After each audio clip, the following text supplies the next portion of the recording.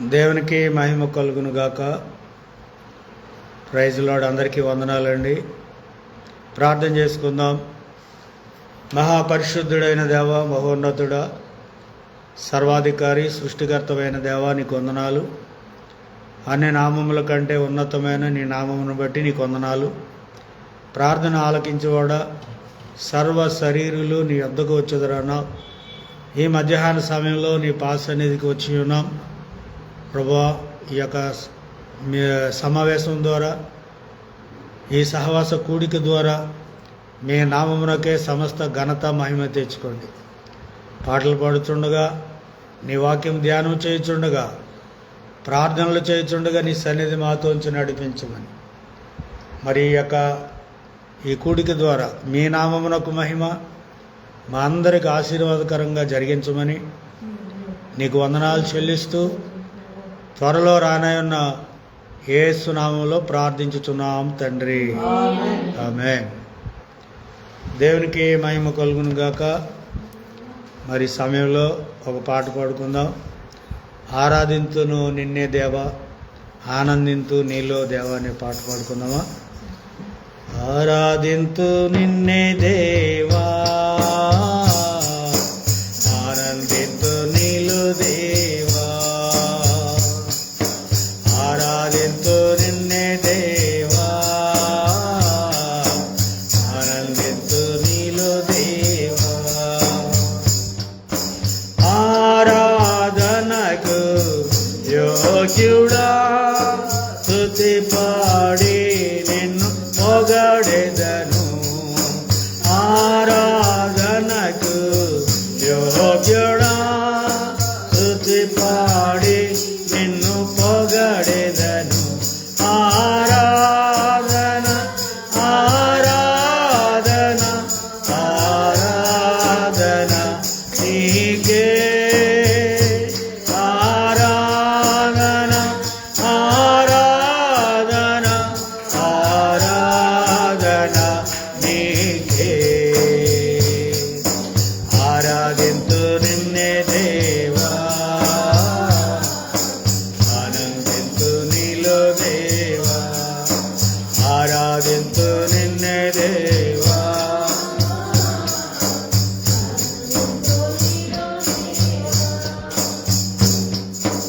ఎరుకో గోడలు అడ్డు వచ్చినా ఆరాధించిరే గంభీరముగా.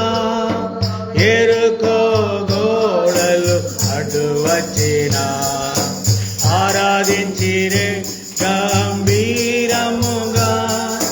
కూలిపోయేను అడ్డు గోడలు, సాగిపోయిరి కానాను యాత్రలో. కూలిపోయేను అడ్డు గోడలు, సాగిపోయిరి నాను యాత్రలు.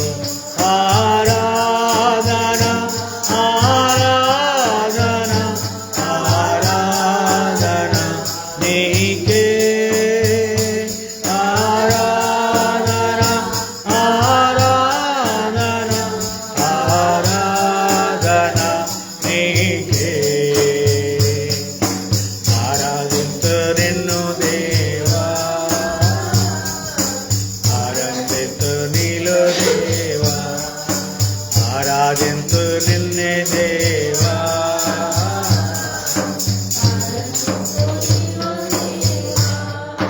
పెంతెకొస్తు పండుగ దినమునందు ఆరాధించిరందరు ఐక్యతతో. పెంతెకొస్తు పండుగ దినమునందు ఆరాధించిరందరు ఐక్యతతో. కుమ్మరించెను అగ్ని జ్వాలలు, నింపబడేను ఆత్మబలముతో. కుమ్మరించెను అగ్ని జ్వాలలు, నింపబడేను ఆత్మబలముతో. ఆరాధన ఆరాధన ఆరాధన నీకే, ఆరాధన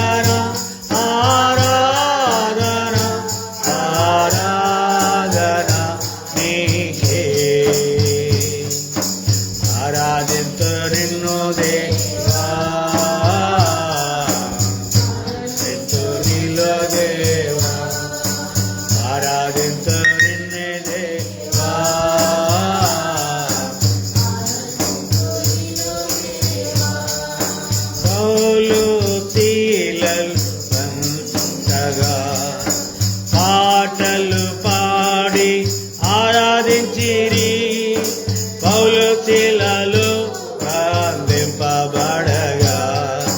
పాటలు పాడి ఆరాధించిరి బంధకములు తెంచబడెను వెంబడించిరి యేసయ్యనెందరో తెంచబడెను వెంబడించిరి యేసయ్యనెందరో ఆరాధన ఆరాధన ఆరాధన నీకే ఆరాధన ఆరాధన ఆరాధన నీకే ఆరాధింతు నిన్ను దేవా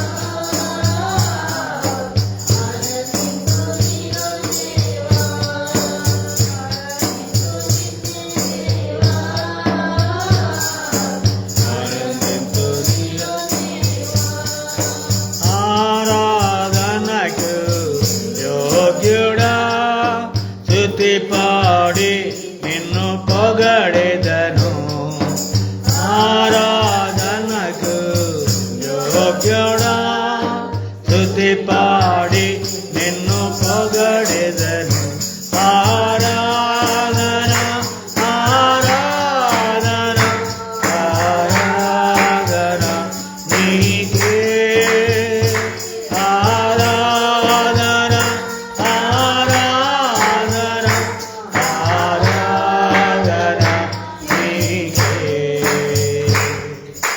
హల్లెలూయా ప్రైజ్ ది లార్డ్. అందరూ కూడా ఒకసారి దేవుని స్తోత్రం చెప్దా. Thank you lord, thank you lord, thank you lord. ఈ దినం ఇచ్చినందుకే నీకు వందనాలు, ఈ సమయం అనుగ్రహించినందుకే వందనాలు. ఇదిగో నాయనా నీ సన్నిధికి వచ్చి నిన్ను స్తుతించి ఆరాధించేటువంటి ఈ శ్రేష్టమైన సమయాన్ని బట్టి నీకే స్తుతి స్తుతి స్తుతి స్తోత్ర. హల్లెలూయా హల్లెలూయా హల్లెలూయా. బలహీనులను బలపరచుకోవడానికి వందనాలు, అనారోగ్యంగా ఉన్న వారిని స్వస్థపరచుకోవడానికే స్తోత్రం. Thank you lord, thank you lord. Yesu నీకే స్తోత్రం, మీకే మహిమ కలుగును గాక. Hallelujah hallelujah glory to God. ఒకరు చిన్న ప్రార్థన చేయండి.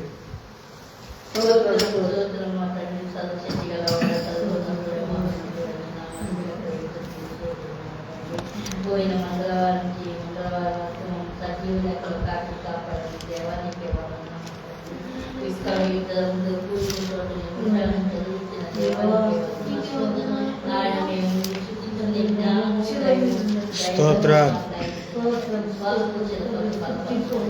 ఇంకా రావాల్సిన పెట్టుంటే ఈ అందు భయభక్తులుగా జీవించే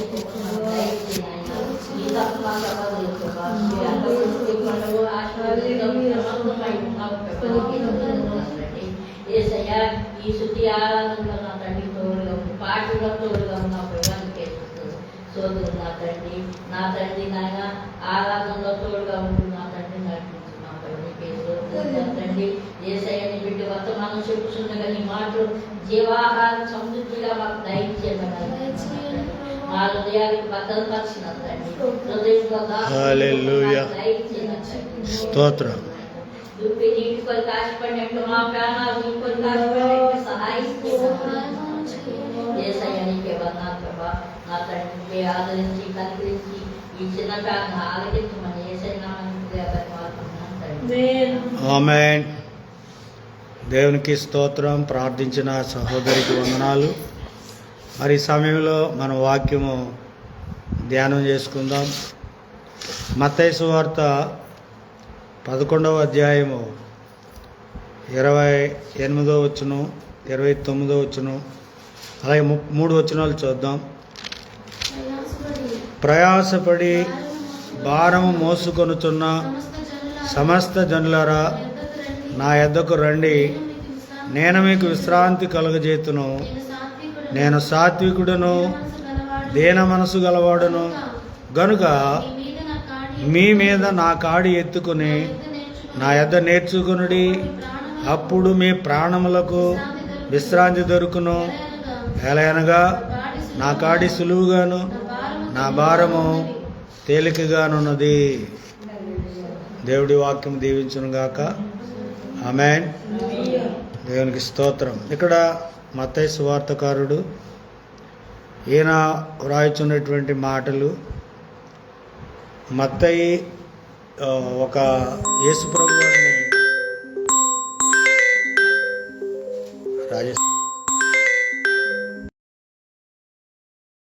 కలుగును గాక. ఇక్కడ మత్తయి సువార్త దీన్ని రాసినటువంటి ఆయన లేవి. అయితే మత్తయి ఈయన యేసుప్రభు వారిని రాజుగా చూపించాడు. అలాగే లోకా సువార్తలో మనం చూసినట్లయితే, మార్కు సువార్తలో ఒక సేవకుడిగా చూస్తాం. అలాగే లోక సువార్తలో చూసినట్లయితే మనుష్య కుమారుడిగా. ఆమేన్. హల్లెలూయా. అయితే ఈ యొక్క చదవబడినటువంటి యొక్క వాక్యంలో మనం చూసినట్లయితే, ప్రయాసపడి భారము మోయిచున్న సమస్త జనులారా నా యొద్దకు రండి. ఆయన పిలుస్తున్నాడు అన్నమాట. ఎవరిని పిలుస్తున్నాడు? ప్రయాసపడి ఎవరైతే భారాలు మోస్తున్నారో వారందరినీ కూడా యేసయ్య ఏమంటున్నాడు, నా యొద్దకు రండి, నా యొద్దకు రండి, నేను మీకు విశ్రాంతినిస్తానని చెప్తున్నాడు. దేవుని స్తోత్రం కలుగును గాక. అలాగే ప్రయాస అంటే మన యొక్క జీవితాల్లో అనేక కష్టాలు వస్తాయి, అనేక బాధలు వస్తాయి, అనేక శ్రమలు వస్తాయి, అలాగే దుఃఖము కూడా వస్తుంది కదా. ప్రతి కుటుంబాన్ని మనం చూసినట్లయితే ఆ కుటుంబ యజమాని చాలా ప్రయాసపడతాడు కదా. ఆ కుటుంబం నిమిత్తము ఆ భారమంతా, కుటుంబ భారం అంతా ఎవరి మీద పడుతుంది? ఆ కుటుంబ యజమాని పడుతుంది. అలాగే చిన్నపిల్లలు ఉన్నారనుకో, వాళ్ళకి ఏ భారం ఉంది? ఆ చదువు భారం కదా. మనం అనుకుంటాం వాళ్ళకేం బాధలు లేవని, కానీ వాళ్ళు కూడా ఒక భారం ఉంది వాళ్ళ మీద. వాళ్ళు మంచిగా చదువుకోవాలి, మంచిగా చదువుకుని ఒక ఉన్నతమైనటువంటి స్థితికి వెళ్ళాలని. అలాగే మనం కూడా అనేక రీతిలుగా మన కుటుంబ విషయంలో ఎంతో ప్రయాసపడి భారాలు భరిస్తూ ముందుకు సాగుతూ ఉంటున్నాం. అయితే ఇక్కడ మనం చూసినట్లయితే వారు స్వాభావికంగా చేసినటువంటి పాప భారము ఏం కలిగిస్తుందంటే దుఃఖము అనేటువంటిది కలిగిస్తూ ఉంది. ఆమేన్. అందుకని అంటాడు, ప్రయాసపడి భారం మోయుచున్న వారులారా నా యొద్దకు రండి, నా యొద్దకు రండి. యేసయ్య పిలుస్తున్నాడు. అలాగే దేవుని యొక్క పిలుపులు మనం చూసినట్లయితే, అమ్మ ఎస్తేరు ఇక్కడ నువ్వు కుర్చీ కొద్దిగా వేసుకోవాలమ్మా. ఏంటి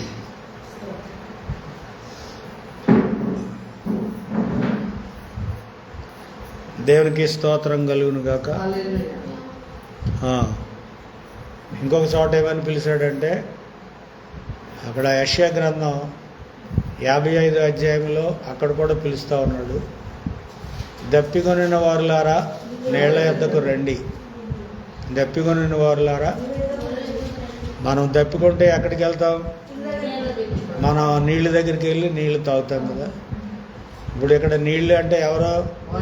యేసయ్య. ఇదిగో మత్తయి యోహాను సువార్త 7వ అధ్యాయము 37, 38 చదవండి. అక్కడ ఏముంది? 37, 38.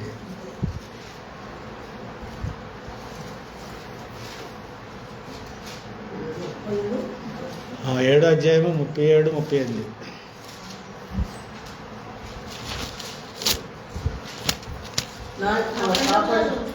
అమ్మా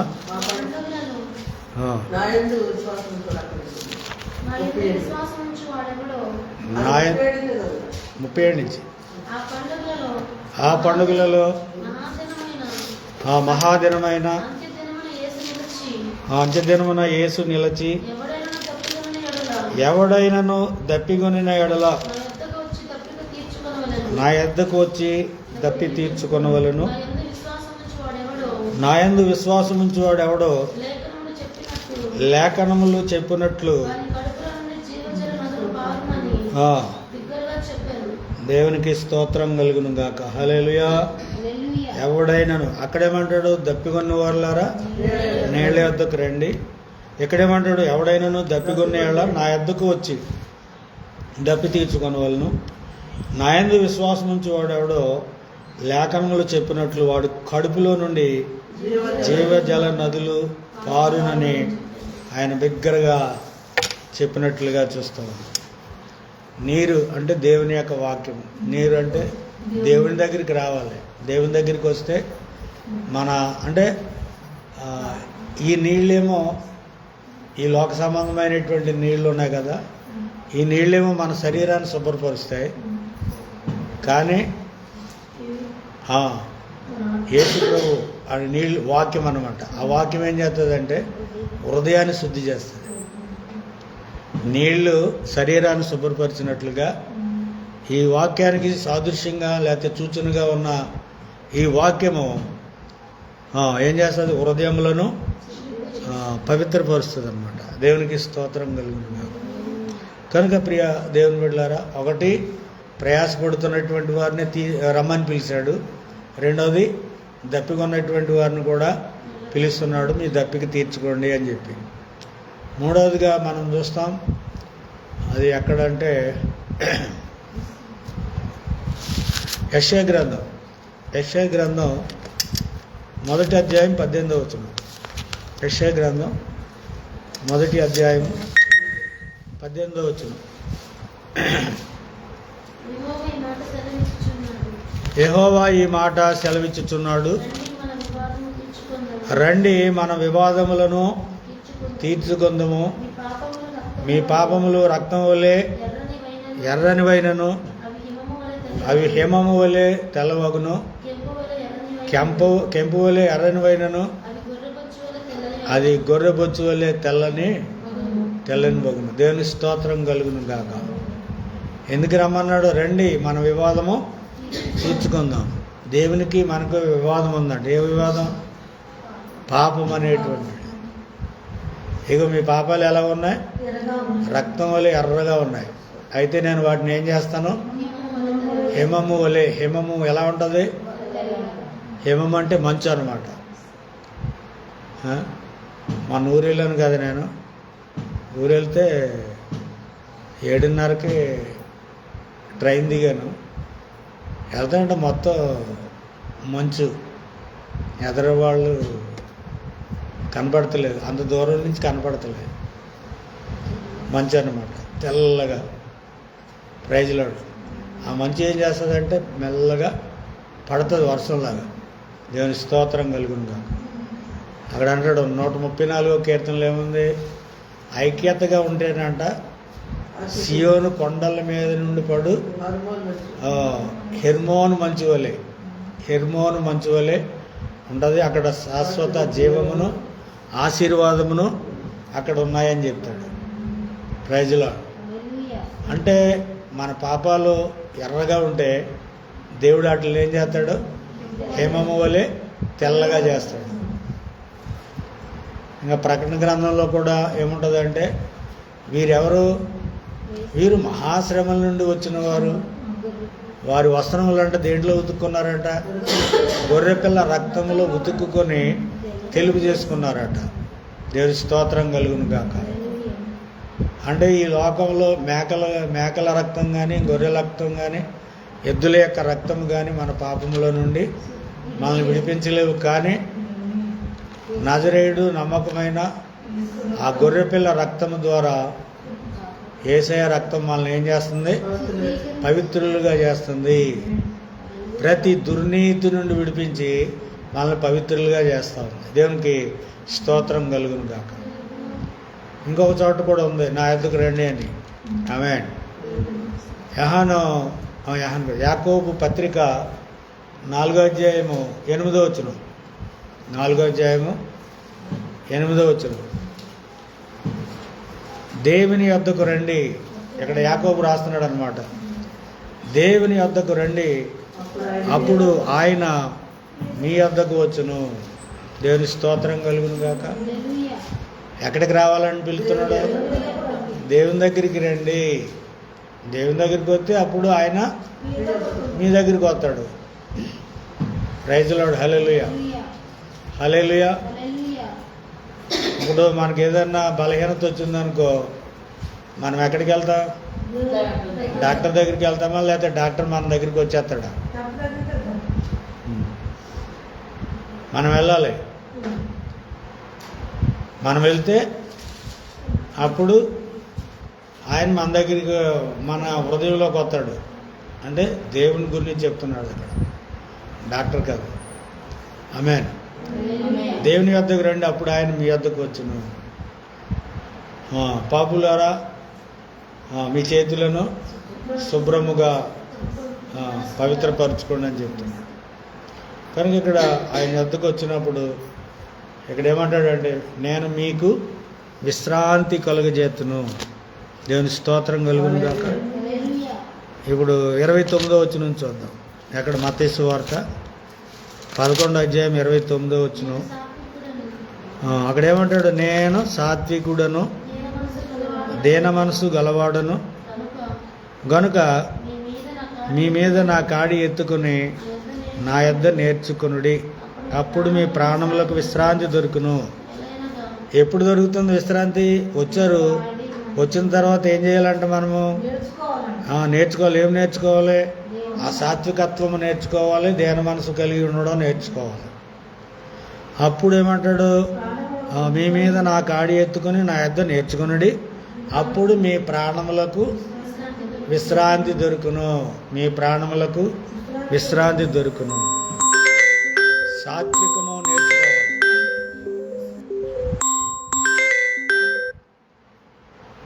దేవునికి స్తోత్రం కలుగును గాక. హల్లెలూయా. ఏం నేర్చుకోవాలి? సాత్వికము. సాత్వికం అంటే ఒక బలహీనత కాదు.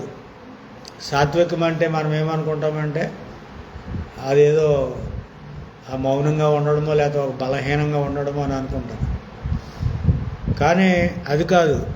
నిజానికి అది ఆత్మీయ బలము కలిగింది. సాత్వికం అంటే ఆత్మీయ బలము.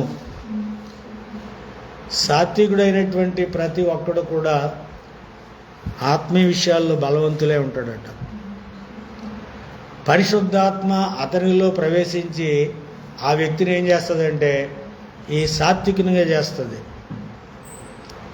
ఏంటి? ఈ పరిశుద్ధాత్మ ఆ వ్యక్తిలోనికి వెళ్ళినప్పుడు ఆ పరిశుద్ధాత్మ ద్వారా ఆ వ్యక్తి ఏమవుతున్నాడంటే సాత్వికము అని అన్నాడు, సాత్వికుడు అవుతాడు. ఇప్పుడు మనకి గలతీలో చదువుతాం, ఆత్మ ఫలం ఏమనగా, ఆత్మ ఫలము ఏమనగా అని చదువుతాం. అందులో ఈ సాత్వికము కూడా ఉంది కదా. అందులో ఏముంది? అంటే పరిశుద్ధాత్మ ద్వారా ఒక వ్యక్తి ఎలా అవుతాడంటే సాత్వికుడిగా ఉంటాడు. అంటే సైతానుకు లేకపోతే పాపానికి వ్యతిరేకంగా సత్యము పక్షముగా మనం బలముగా నిలబడి పోరాడేటువంటి ఆ ఆధ్యాత్మికమైనటువంటి బలమే ఇక్కడ ఏమంటున్నాడంటే సాత్వికము అని చెప్తున్నాడు. ఏంటి? సైతానుకు పాపానికి వ్యతిరేకంగా సత్యము పక్షముగా బహు బలముగా పోరాడేటువంటి ఆధ్యాత్మికమైనటువంటి బలాన్నే ఇక్కడ ఏమని చెప్తాడంటే సాత్వికము అంటాడు. ఎఫెసీ పత్రికలో మనం చదివితే 6వ అధ్యాయంలో 10వ వచనంలో అక్కడ ఏమంటాడు? అక్కడ ఎఫెసీ సంఘానికి వ్రాస్తూ మీరు బలవంతులై ఉండుడి. చదవండి ఒకసారి. తుదకు ప్రభు యొక్క మహాశక్తిని బట్టి ఆయన యందు బలవంతులై ఉండుడి. ఎవరిలో బలవంతులై ఉండాలి మనం? ప్రభు యొక్క మహాశక్తిని బట్టి ఆయన యందు బలవంతులై ఉండుడి. మీరు అపవాది తంత్రములను ఎదిరించుటకు శక్తివంతులగునట్లు దేవుడిచ్చి సర్వాంగ కవచమును ధరించుకునుడి. మనం ఎందుకు శక్తిమంతులమై ఉండాలి, ఎందుకు బలవంతులై ఉండాలి అని అంటే ఆ మహాశక్తి అంటే ఆ మహాశక్తి ఎవరో? యేసయ్య. ఆ మహాశక్తిని బట్టి ఆయన యందు మనం ఎలా ఉండాలి? ఆయనలో బలవంతులై ఉండాలి. దేవుని స్తోత్రం కలుగు. మీరు అపవాది తంత్రములను ఎదిరించుటకు శక్తిమంతులగునట్లు. అంటే అపవాదిని ఎదిరించాలంటే, అపవాదిని మనం ఓడించాలంటే మనం ఎంత శక్తిమంతులమై ఉండాలి? అపవాది కూడా కొద్దిగా శక్తి ఉంది ఆడికి. అపవాది కూడా శక్తిమంతుడే కదా. మరి ఆడికంటే ఎక్కువ శక్తి కలిగి ఉండాలి కదా మనం కదా. ఇప్పుడు మనకంటే బలహీనుడిగా ఉన్నప్పుడే ఆ బలహీనుడిని మనము జయించగలం. అలాగే ఎదటోడు బాగా బలవంతుడే ఉన్నాడు, మనం బలం లేనటువంటి వారుగా ఉన్నాం. వాడితో పోరాడినప్పుడు మనం జయం వస్తుందా? మనకి వాడి చేతిలో ఓడిపోతాం.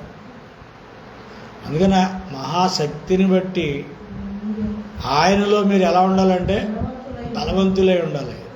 ఆయన శక్తి పొందుకోవాలి. పౌలు గారు అంటాడు కదా, నన్ను బలపరచు అని అందే నేను సమస్తము చేయగలను అంటాడు. ఇంకా తిమోతితో చెప్తాడు, పౌలు గారు చెప్తాడు తిమోతికి, యేసుక్రీస్తు కృపలో నీవు బలవంతుడు కమ్ము. బలవంతుడు నా కుమారుడా తిమోతి, నువ్వు యేసుక్రీస్తునందు నువ్వు ఎలా ఉండాలంటే బలవంతులే. అంటే దేవుల్లో మనం ఎలా ఉండాలంటే బలం కలిగి ఉండాలి. ప్రైజ్ లార్డ్, హల్లెలూయా. ఎందుకంటే అపవాది ఈ లోకస్తుల్ని ఎవరిని శోధించదు. శోధిస్తుందా? ఎందుకంటే వాళ్ళందరూ అదే మార్గంలో ఉంటారు కాబట్టి వాళ్ళనేమి శోధించే పరిస్థితి లేదు. ఎందుకంటే నువ్వు చాలా భయభక్తులు కలిగి ఉంటావు కదా, దేవుని నీతిని అనుసరిస్తావు, పరిశుద్ధతగా ఉండాలనుకుంటావు, మంచిగా ప్రార్థనలు చేస్తావు. అది వాడికి ఇష్టం ఉండదు. ఎవరికి? ఈ అపవాది అనేటువంటి వాడికి ఇష్టం ఉండదు. అందుకని వాడు ఏం చేస్తాడంటే మన మీద దాడి చేస్తాడు. ఇప్పుడు మనం బలంగా ఉన్నామనుకో మన మీద దాడి చేయడు. ఎవరి దగ్గరికి వెళ్తాడు? మన పిల్లల మీద దాడి చేస్తాడు. ప్రైజ్ లార్డ్, హల్లెలూయా. అందుకని ఈరోజు ఎవరి గురించి చదివాం? హడ్సన్ టైలర్, చైనాలో సువార్థికుడు. ప్రైజ్ లార్డ్, హల్లెలూయా. ఇంకొక ఆయన అంటాడు, ఆయన ఏమని ప్రార్థన చేశాడంటే, స్కాట్లాండ్ దేశాన్ని నాకు ఇస్తే ఇయ్యి, లేకపోతే నన్ను తీసేసుకొని చెప్తున్నాడు. స్కాట్లాండ్ దేశాన్ని ప్రభు కొరకు నేను సంపాదించాలి, అది నాకు కావాలి అని అడిగాడు దేవుడిని. దేవుని స్తోత్రం కలుగుతుంది. హల్లెలూయా. ఆయన ప్రార్థన చేశాడట. ఆ దేశం కొరకు ప్రార్థన చేస్తే చాలా అంటే కొన్ని రోజులకి ఆ దేశంలో కొంచెం శాంతి సమాధానం అనేటువంటిది నెలకొన్నాడు. అందుకే మనం కూడా ఏం చేయాలంటే మన దేశం కొరకు ఎందుకు ప్రార్థన చేస్తున్నాం, మన రాష్ట్రాల కొరకు ఎందుకు ప్రార్థన చేస్తున్నాం అంటే మనము కూడా నెమ్మదిగాను సౌఖ్యంగాను జీవించాలంటే మనము వాళ్ళందరి కోసం ప్రార్థన చేయాలి. ప్రైజ్ లార్డ్, హల్లెలూయా. ఎప్పుడైతే దేశం కొరకు మనం ప్రార్థన చేస్తామో దేశంలో చాలా మార్పులు జరుగుతాయి. ఆమేన్, హల్లెలూయా. అప్పుడు ఏం జరుగుతుంది? యోవేలు చెప్తాడు. యోవేలు గ్రంథంలో యోవేలు ప్రవశించాడు కదా, కొన్ని విషయాలు మాట్లాడతాడు. ఉపవాస దినమును ప్రతిష్ఠించుడి, వ్రత దినమును ఏర్పరచుడి, యెహోవాను బతిమాలుకొనుటకై దేశంలో ఉన్న పెద్దలను పిలువనంపించుడి. యెహోవాను బతిమాలుకొనుటకై. దేశ పరిస్థితులు ఎలా ఉన్నాయి, మన రాష్ట్రంలో పరిస్థితులు ఎలా ఉన్నాయి, వీటన్నిటి కొరకు మనం ఏం చేయాలి? ఎక్కడికి రావాలి? దేవుని దగ్గరికి రావాలి. దేవుని దగ్గరికి వచ్చి మనం ప్రార్థించాలి అన్నాడు. పెద్దలను పిలువనంపించండి. ఎందుకంటే ఆయన బతిమలాడుకోవడం. దేవుని స్తోత్రం కలుగుతుంది. హల్లెలూయా, హల్లెలూయా. దేవునికి మహిమ కలుగును గాక. కనుక వాడిని ఎదిరించాలి. వాడిని ఎదిరించాలంటే మనం ఎలా ఉండాలంటే ప్రభువులో మనం బలవంతులుగా ఉండాలి. దేవునికి మహిమ కలుగును గాక. హల్లెలూయా. ఆ తర్వాత వచనం చదవండి. అపవాది తంత్రములు ఎదిరించటకు శక్తిమంతులగినట్లు దేవుడిచ్చి సర్వాంగ కవచమును ధరించుకున్నాడు. సర్వాంగ కవచము అంటే అర్థం ఏంటి? అంటే మొత్తం శరీరానికి, మన శరీరాన్ని అంతటికీ భద్రపరిచేటువంటి ఒక కవచాన్ని ధరించాలట. దేవుని స్తోత్రం. అదే దేవుని వాక్యం. ఆమేన్. దేవుని స్తోత్రం. దీన్ని ఇంకొక విధంగా చెప్పుకోవచ్చు, బుల్లెట్ ప్రూఫ్. కొంతమంది పెద్ద పెద్దోళ్ళకి బుల్లెట్ ప్రూఫ్ కారులు వచ్చినాయి కదా. శత్రువు వచ్చి ఆ కారు మీద దాడి చేసిన ఆ గన్లో ఉన్నటువంటి ఏమంటారు, ఆ తోటలో ఏమీ కూడా చేయదు. Praise lord. హల్లెలూయా. అలాగే మనం కూడా ఈ సర్వాంగ కవచాన్ని మనం ధరించినప్పుడు సాతాను మన మీద దాడి చేస్తే ఆ దాడి మన మీద ఏమీ ప్రభావం చూపదు. అంతేకాకుండా ఇక్కడ చూద్దాం, ఎలాగనగా మనము పోరాడున్నది శరీరులతో కాదు కానీ ప్రధానులతోనూ అధికారులతోనూ ప్రస్తుత అంధకార సంబంధులకు లోకనాథులతోనూ ఆకాశ మండలమందున దురాత్మల సమూహముతో పోరాడు. ఆకాశ మండలంలో ఉన్నటువంటి దురాత్మల సమూహముతో పోరాడుతున్నాం. ఎన్ని ఆకాశాలు ఉన్నాయి? ఆకాశాలు ఎన్ని ఉన్నాయమ్మా?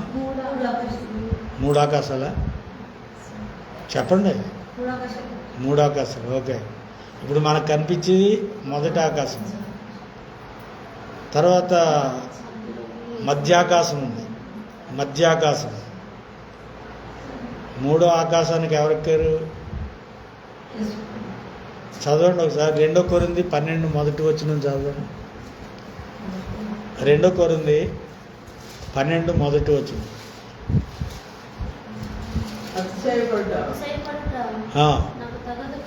మనకు తగదు కానీ అతిశయపడవలసి వచ్చినది ప్రభు దర్శనములను గూర్చి ప్రత్యక్షతలను గూర్చి చెప్పుదును. క్రీస్తునందున్న ఒక మనుషుని నేను ఎరుగుదును. అతడు 14 సంవత్సరముల క్రిందట 3వ ఆకాశమునకు కొనుపోబడెను. ఎక్కడికి వెళ్ళాడంట? 3వ ఆకాశమునకు కొనుపోబడెను. ఈయనకి దర్శనాలు ఎక్కువ వస్తూ ఉన్నాయట, ప్రత్యక్షతలు కూడా ఎక్కువగా ఉన్నాయంట. ఇగో నాకు దర్శనాలు వస్తున్నాయి, నాకు ప్రత్యక్షతలు వస్తున్నాయని అతిశయపడేటువంటి వాడిని కాదు. ఇగో నేను 14 సంవత్సరాల క్రితం ఒక మనిషిని చూశాను. అతడు ఎక్కడికి వెళ్ళాడంట? చెప్పండి. 3వ ఆకాశానికి ఎక్కువ వెళ్ళాడంట. దేవునికి స్తోత్రం కలుగును. హల్లెలూయా. అంటే ఇప్పుడు మనం ఒక దర్శనం కలిగింది. ఎవరికి? యాకోబుకి దర్శనం కలిగింది. ఏం దర్శనం చెప్పమ్మా మీరు? యాకోబుకి, యోసేపుకి కాదు, యాకోబుకి. భూమి నుండి ఆకాశానికి ఒక నిచ్చెన వేయబడి ఆ నిచ్చెన మీద ఏమవుతున్నాయి? ఎక్కుతూ దిగుతున్నాయి. ఎక్కుతున్నాయంటే అర్థం ఏంటి? ఈ ప్రార్థన మనవులన్నీ కూడా తీసుకుని వెళ్తాం. అక్కడి నుంచి మళ్ళా జవాబులు వస్తున్నాయి. ఎక్కుతూ దిగుతాడు. అలాగే ఇప్పుడు మనం ప్రార్థన చేస్తున్నాం కదా, మనం ప్రార్థన చేస్తున్నాం. అయితే ఆ ప్రార్థనలు కొంతవరకు వెళ్తున్నాయి. ఇక్కడ ఆకాశ మండల ఏమన్నాడు? ఇక్కడ ఆకాశ మండలమందున్న దురాత్మల సమూహంతో పోరాడు. ఇప్పుడు ఈ దురాత్మల సమూహం ఏం చేస్తుందంటే మన ప్రార్థనల్ని అడ్డుకట్టేస్తుంది, దేవుని దగ్గరికి వెళ్తలేదు. అందుకే మన ప్రార్థనలో కొన్ని అంటే ఆయన సన్నిధికి వెళ్ళలేకపోతున్నాను అనుకున్నాను నేను. దేవునికి స్తోత్రం కలుగుతున్నారు. హల్లెలూయా. అందుకొకటి. రెండోది ఏంటంటే మీ పాపములు మీకును మీ దేవునికిని అడ్డుగా వచ్చాను కనుక ఆయన మీ ప్రార్థన ఆలకింపకున్నాడు అని మాటలు ఉన్నాయి. దేవుని స్తోత్రం. కనుక ఇప్పుడు ఏంటంటే సైతానుకు పాపానికి వ్యతిరేకంగా మనం దేవుని పక్షముగా నిలబడి బహుబలముగా పోరాడేటువంటి ఆధ్యాత్మికమైనటువంటి బలాన్ని మనం పొందుకోవాలి. ఆ ఆధ్యాత్మికమైనటువంటి బలమే ఇక్కడ సాత్వికము. అంటే దేవుని కోసం మనం బాధలు అనుభవించడానికి సిద్ధపడడం కూడా సాత్వికమే. దేవుని కొరకు కొన్ని శ్రమలు వస్తాయి, బాధలు వస్తాయి, అనేక మంది దూషిస్తారు, అనేక మంది అవమానిస్తారు. ఈ అన్నిటికీ కూడా మనము సిద్ధపడడం అనేది మనం చూసినప్పుడు దాన్ని ఏమంటున్నామంటే సాత్వికము అనేటి. చాలామంది మనల్ని హేళనగా చూస్తారు, చాలామంది మన మీద కోప్పడుతూ ఉంటారు, లేకపోతే తిరస్కారం చేస్తారు. మనం ఏదైనా చేస్తే దానికి ప్రతిగా మళ్ళా ప్రతీకారం చేసి ఏదో ఒక రీతిగా మనల్ని బాధ పెట్టాలని చూస్తారు. అలాంటి జరిగినప్పుడు మనం వాటికి ఏం చేయాలంటే ఇవన్నీ భరించడానికి మనం ఏం చేయాలంటే సిద్ధపడేవారుగా ఉండాలి. ఆ సిద్ధపడడమే సాత్వికం అన్నమాట. దేవుని స్తోత్రం కలుగును గాక. హల్లెలూయా. ఎన్నో అవమానాలు వస్తాయి కదా, ఎంతోమంది త్రోసేస్తారు, ఎంతోమంది మనల్ని చూసినప్పుడు హేళనగా మాట్లాడేటువంటి ఇలాంటివన్నీ కూడా మనం విన్నప్పుడు లేకపోతే చూసినప్పుడు అవన్నీ భరించడానికి మనం సిద్ధపడటమే సాత్వికం అండి. దేవునికి స్తోత్రం కలుగును గాక. సాత్వికం అనడానికి కొన్ని గుర్తులు చెప్తాను. ఆ గుర్తులు ఏంటంటే దేవునికి స్తోత్రం కలుగును. ఈ సాత్వికులంట సొంత అనుకూలతలను వెతకరంట. సొంత అనుకూలతలను వెతకరు. ఇతరులకు కీడు చేయరు. ఇతరులకి కీడు చేయాలని వాళ్ళకి ఏమాత్రం అనిపించదు. దేవుని స్తోత్రం. ఘనతను కూడా వారు లెక్క చేయరు. వాళ్ళు ఏదో మంచి పని చేశారు, చాలామంది వాళ్ళని ఏం చేస్తారంటే పొగుడుతారు కదా. ఆ పొగడం అనేటువంటిది కూడా ఈ సాత్వికులు అంతగా పట్టించుకోరు, ఇష్టపడరు అన్నమాట. ఇష్టపడరు. చాలామంది మనం ఏం చేస్తాం, మనల్ని పొగిడితే మనం ఏమవుతాం, సంతోషిస్తాం కదా. ఈరోజు పాస్టర్ గారు నన్ను బాగా హైలైట్ చేశాడు. ఒకవేళ వాక్యం ద్వారా ఏదైనా గద్దింపోతే వెంటనే ఏమవుతుంది,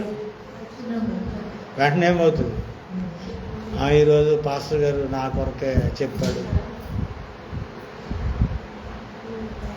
దానికి సిద్ధపడటమే సాత్వికం అసలు. ఆమేన్. హల్లెలూయా. లేకపోతే మనం సమర్థించుకోమంట. సాత్వికులు సమర్థించుకోరంట. మనం సమర్థించుకోరు, సాకులు చెప్పరు. సాకులు ఇక్కడ అక్కడ సాకులు ఈ సాత్వికుల్లో ఉండదు. దేవుని స్తోత్రం కలుగును గాక. వాళ్ళు ఉప్పొంగిపోరు, ప్రతీకారం చేయాలని అనుకోరు, దేవుని చిత్తం నెరవేరాలని కోరుకుంటారు వాళ్ళు. దేవుని స్తోత్రం కలుగును గాక.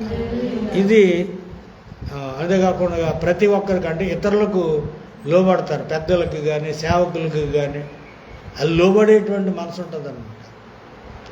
ఇలాంటి వాళ్ళందరినీ కూడా ఏమంటున్నారంటే సాత్వికులు అని అంటారు. Praise lord. హల్లెలూయా. ఇలాంటి గుణలక్షణములను మనము కలిగి ఉండాలని చెప్తున్నాడు. అలాగే మోషే గురించి కూడా అన్నారు కదా. ఎక్కడుంది? సంఖ్యాకాండము 12వ అధ్యాయంలో. సంఖ్యాకాండము 12వ అధ్యాయంలో ఏముంది? 3వ వచనం చదువు. సంఖ్యాకాండం 3 మనం ముగించుకుందాం. మోషే భూమి మీద ఉన్న వారందరిలో ఆ, మోషే భూమి మీద ఉన్న వారందరిలో మిక్కిలి సాత్వికుడు. దేవుని స్తోత్రం కలుగునుగా. ఎందుకు దేవుడు ఈ మాట చెప్పాడు? దేవుడు చెప్పాడు మోషేని గురించి, దేవుడు చెప్పిన మాట ఇది. భూమి మీద ఉన్నటువంటి మానవులందరిలో ఆయన మిక్కిలి సాత్వికుడు అని. ఆమేన్. అయితే పై వచనాలు మనం చూస్తే మోషే కూసు దేశపు స్త్రీని పెళ్లి చేసుకున్నాడట. పెళ్లి చేసుకున్నందుకు వాళ్ళ అన్నయ్య గారును వాళ్ళ అక్కగారు ఇద్దరు ఏం చేశారంటే కొంచెం సణిగారు, అంటే విరోధంగా మాట్లాడారు. అంటే తమ్ముడు కదా, వాళ్ళిద్దరికి తమ్ముడు కాబట్టి, వీళ్ళు పెద్దోళ్ళు కాబట్టి, ఇప్పుడు తమ్ముడు ఏదైనా తప్పు చేశాడంటే పెద్దోళ్ళు అయినటువంటి వాళ్ళు ఏం చేస్తారు? అయితే ఇప్పుడు వీళ్ళు పెద్దోళ్ళు గద్దించవచ్చు. ఆమేన్, హల్లెలూయా. కానీ నేమై ఉన్నాడు? దేవుని సేవకుడు. ఆమేన్, హల్లెలూయా. అందుకని ఏమంటాడంటే దేవుడు అంటాడు, మీరు రేపు ఆ పరిశుద్ధ స్థలానికి రండి అని అంటే అప్పుడు ముగ్గురు వెళ్తారన్నమాట. ముగ్గురు వెళ్తే ఇదిగో నా సేవకుడైన మోషే మీద మీరు ఎందుకు విరోధంగా మాట్లాడుతున్నారు అని అక్కడ అంత నమ్మకస్తుడని సాక్ష్యం చెప్తాడనమాట. ప్రైజ్ లార్డ్, హల్లెలూయా. మోషే ఆయన ఇల్లు అంతటిలో నమ్మకంగా ఉన్నాడు. ఆయన ఇల్లు అంటే సంఘములో ఎలా ఉన్నాడు? ఆయన నమ్మకంగా ఉన్నాడు. అంటే నా సేవకుడి గురించి మీరు అలా మాట్లాడతారా అంటే సేవకులను ఏదన్నా అంటే దేవునికి కోపం వచ్చేస్తుంది. ఆ వెంటనే రాకపోయినా తర్వాత అయినా వస్తుంది. ఇప్పుడు సేవకులు ఎంతోమంది హింసిస్తూ ఉన్నారు, చేస్తూ ఉన్నారు. కొంతమంది తెలియక చేస్తున్నారు, కొంతమంది తెలిసి కూడా.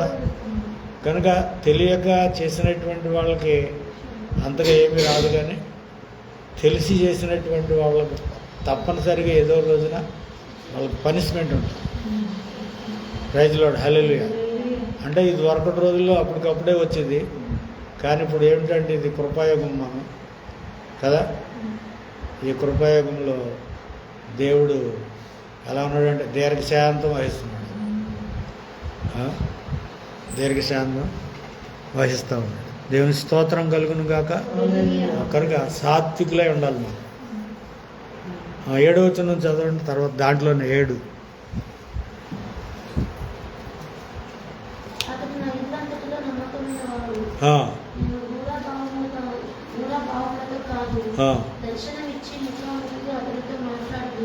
ఎలా మాట్లాడతాడంట దేవుడు ఆయనతో? దర్శనమిచ్చి ముఖాముఖిగా మాట్లాడతాడంట. ఒక స్నేహితుడితో మరొక స్నేహితుడు మాట్లాడుకున్నట్లుగా అలా మాట్లాడతాడంట దేవుడు ఆయనతో. దేవుని స్తోత్రం కలుగుతుందా. హల్లెలూయా. తర్వాత 8వ వచనం కూడా చదువమ్మా. థ్యాంక్ యూ లార్డ్, హల్లెలూయా. కనుక అంత సాత్వికుడు కనుక దేవుడు చూడండి అంతగా ఆ పైనుంచి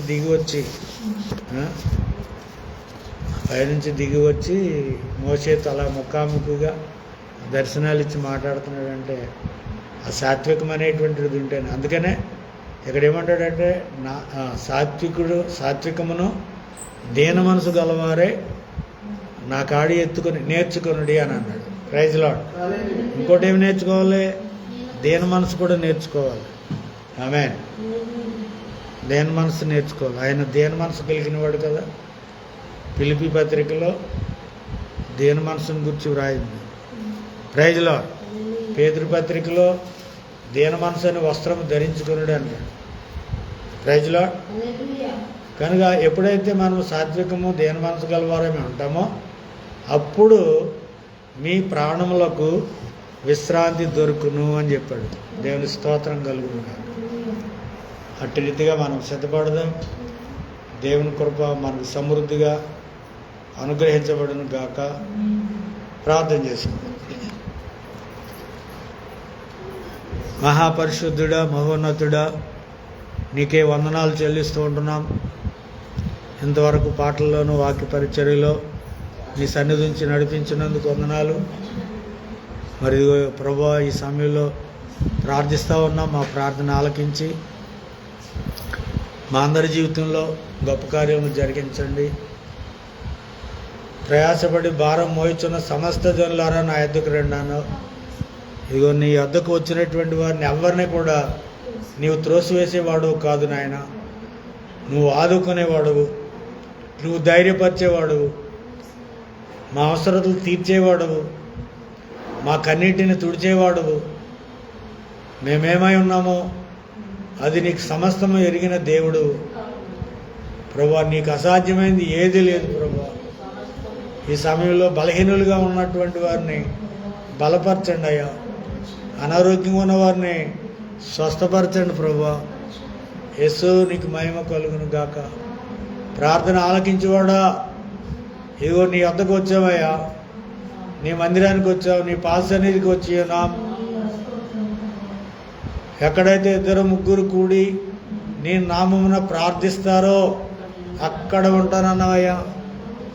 ఇగో 2-3 కంటే ఎక్కువ మంది ఉన్నామయ్యా. ఒక్కసారి మా ప్రార్థన ఆలకించి ఇగో సంఘ బిడ్డల జీవితంలో అద్భుత కార్యాలు జరిగించండి, ఆశ్చర్య కార్యాలు జరిగించండి. మీకే స్తుతులు వందనాలు చెల్లిస్తుంది. మీకే మహిమ కలుగునుగాక, మీకే ఘనత కలుగునుగాక. Thank you lord. ఇంకా లైవ్లో ఎవరైతే వీక్షిస్తున్నారో ప్రతి ఒక్కరి పక్షముగా మీరు ఉండండి. ఇగో రమేష్ కొరకు వందనాలు. ఇంకెవరైతే లైవ్లో వీక్షించారో వారందరి పక్షముగా నీ ఉండి నీ నామమునకే మహిమ తెచ్చుకోమని ప్రభు వచ్చినటువంటి బిడ్డలను మమ్మల్ని అందరినీ మీ కృపాహస్తాలకు అప్పచెప్పుకుంటున్నాం. అలాగే మాకు మీ సాత్వికము నేర్పించండి. మేము ఎలా దీన మనసు కలిగి ఉండాలో మాకు నేర్పించండి అయ్యా. ఇక అప్పుడు నా యొక్క భారము తేలికగా ఉంటుంది అని చెప్తున్నావు. ఆ రీతిగా కృప చూపించి మహిమ పొందమని యేసు నామములో ప్రార్థించి అడిగి పొందుకొనుచున్నాం తండ్రి. ఆమేన్. తండ్రి, కుమార, పరిశుద్ధాత్మ త్రియేక దేవుని దీవెన కూడి వచ్చినటువంటి మనకును లైవ్లో వీక్షించిన బిడ్డలకును సహాయం చేసి నడిపించును గాక. ఆమేన్. Praise lord. దేవునికి స్తోత్రం. అందరికీ వందనాలు.